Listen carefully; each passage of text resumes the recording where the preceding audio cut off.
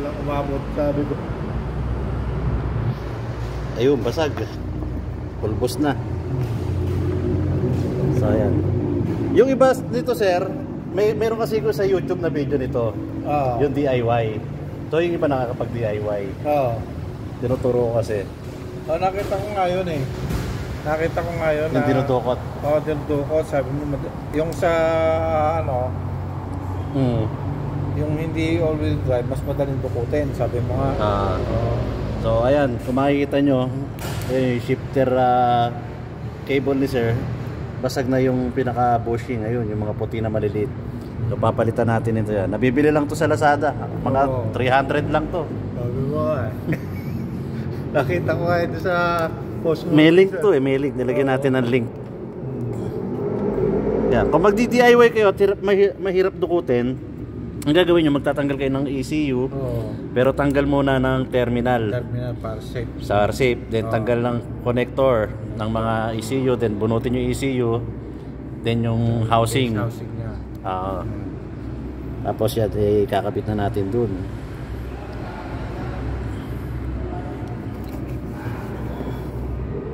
Ilulusot nyo lang naman to dun eh, sa may pinaka cable nya.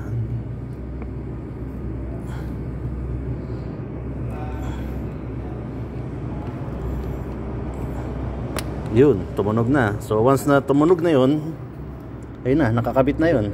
Ayun na. Pasok na uli. Pasok na yun. Ayun. Ayun na. So ang gagawin nyo ngayon, ilalagay nyo na doon sa may pinaka, papasok nyo na siya. So unahin nyo manang ikabit yung pinaka bushing. Yan. Kailangan mag-lock siya doon sa pinaka shifter nya. Then pag nag-lock na yan, so ikabit nyo na doon sa ano nya, PNP switch o inhibitor switch kung tawagin. Yun. Pagka nadiinan nyo na yan, ayun o, lumusot na yung pinaka isa inhibitor switch nya. So yan, di nakakalas yan. Yan o. Kahit anong gawin natin tulak. Ayan. So nakalock na siya. Ganun lang kasimple. Ayan, nabibili yan sa Lazada or Shopee. Kung gusto nyo ng link, PM nyo lang ako. Ayan, bibigay ko sa inyo yung link. So ayan na siya. Okay. So try mo sir. Okay. I-start, tapos anihin mo yung pinaka-shifter niya. Ay, teka, di pa pala nakano yung ano. Wala pa yung ano. Ay, naka-ano naman yun eh, naka-neutral. Huwag mo lang ilagay sa park. Ano mo lang, drive, reverse drive, neutral lang. Okay. So, tignan natin kung gagalaw na. Ano naman to, ano? Huwag sa park sir, para magalaw. Drive sir, drive. Neutral. Nalak na? Sundutin mo sir. Sundot.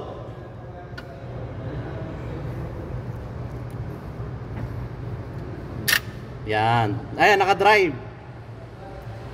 Reverse. Reverse, neutral. Yun, okay na. O sige sir, lagay mo na sa park.